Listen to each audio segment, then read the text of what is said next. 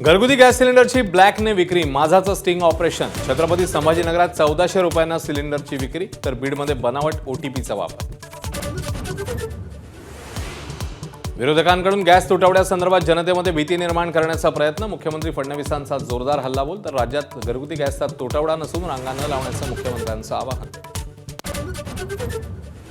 राज्य सरकारने आश्वस्त करूनही सामान्यांच्या मनात गॅसची धास्ती. धाराशिव यवतमाळमध्ये रांगा, तर पुणेकरही पहाटे 6 वाजल्यापासून गॅसच्या लाईनमध्ये.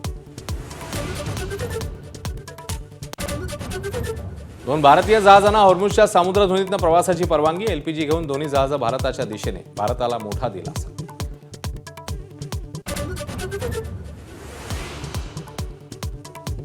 लग्नसराईमध्ये सोनं चांदी महाग, मागणी घटल्यानं कारागिरांवर संकट. निर्यात थांबल्यानं विदर्भातला तांदूळही पडून. गॅस अभावी मुंबईतल्या 70% बेकऱ्या बंद होण्याच्या मार्गावर. कापराचे दरही वाढलेले.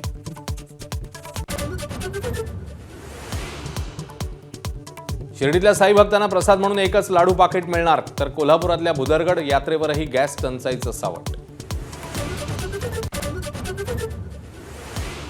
केळी, कांदा निर्यातीअभावी रखडलेला. धाराशिवच्या कलिंगडांचीही मागणी घटली. तर पंढरपूरमध्ये हॉटेल्स बंद होत असल्यानं भाज्यांचे दर 50% कमी.